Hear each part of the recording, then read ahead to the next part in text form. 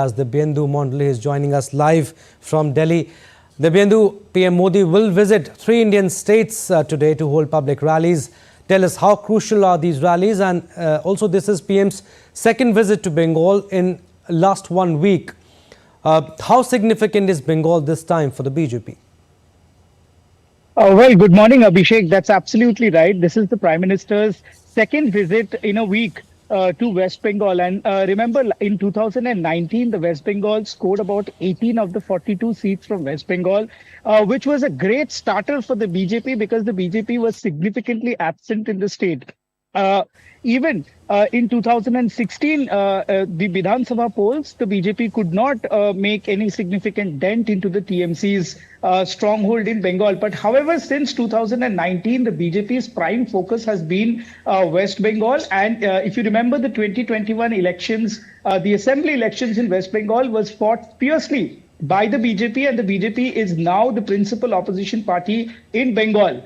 So therefore, the focus of the top leadership of the BJP in Bengal has been increasing ever since then. The BJP is hoping this time around to increase their seat share from 18 to 22 out of the 42 Lok Sabha seats in Bengal. Having said this, the BJP is giving an extra push to the campaign in Bengal because the BJP thinks it's a fertile ground for the BJP to exploit that state, given the fact that the Trinamool Congress's government there is riddled with corruption and with malpractices, which has been exposed by both the opposition as well as the investigative agencies. Therefore, and also where the Prime Minister will be campaigning this afternoon is the northern part of West Bengal, and this part of West Bengal has been a very fertile, in fact, a very fertile ground for the BJP since the last almost 10 years, and the BJP has been winning these seats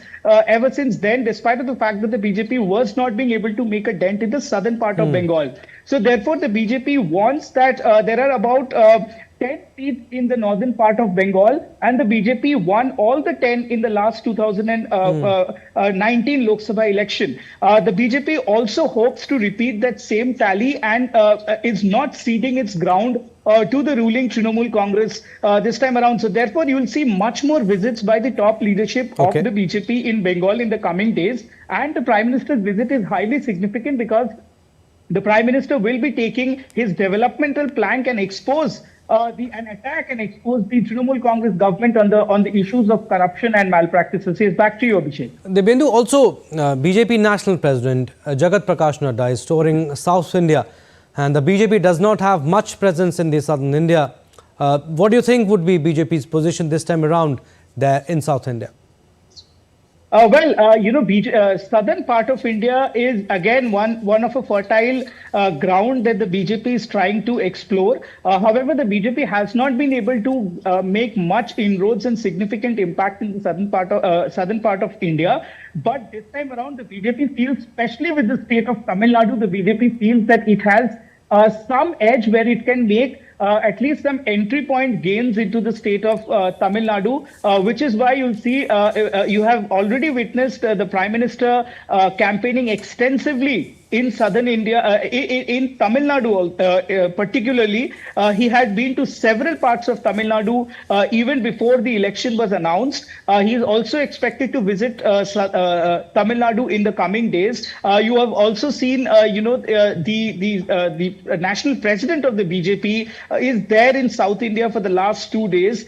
He was in Kerala yesterday. He will be going to several places in Tamil Nadu to campaign for the party today. So the BJP, if not the number of seats, the BJP this time around expects that to increase increase the vote share of the party at least in some of the states of South India. But having said this, not the entire South India has, the BJP is absent in Karnataka. It is the only state in South India, Karnataka, where the BJP has a significant amount of presence. But apart from that, this time around, the BJP's prime focus is Tamil Nadu, because it also feels that the state president Annamalai has been able to make a great dent into the into the DMK as well as the AIDMK's vote share, and the BJP is thinking that it could exploit that small share of pie from there and increase its vote shares. Of course, southern India and especially Tamil Nadu will also be one of the most interesting states to watch out for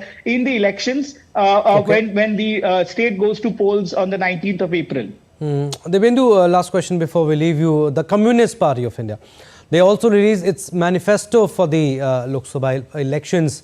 Tell us briefly, what are the highlights? The CPI, again, before I get into the details of the manifesto, the CPI is only present in just Kerala and small parts of Bengal and Tripura. Apart from that, the party has lost its presence across India, and it has hardly any seats in the Lok Sabha. Both in the Lok Sabha as well as in the Rajya Sabha. But having said this, the CPIM is part of the larger opposition alliance, which is the India Alliance, and it has released its manifesto yesterday, where it talks about giving rights to the states. It talks about employment. It talks about giving guaranteed employment, and if the employment is not generated by and a youth is unemployed, it will also provide financial assistance to the youth, both in the urban as well as in the rural areas. It also talks about, abolishing the post of governors. If not, it also says that if the post of governor is not abolished, it would perhaps appoint a governor in accordance with the consultation with the state governments. It also talks about increasing the wages of the Manrega, and also the right to education as well as decentralization of the education sector, the non-privatization of public sector undertakings, etc., etc. So these are some of the key highlights of the CPIM's manifesto that was released yesterday. And the CPIM also said that it is their manifesto is, of course, a part of the larger alliance of the opposition alliance, which is the India Alliance. All right, Debyendu, we'll leave it at that. Thank you for your inputs.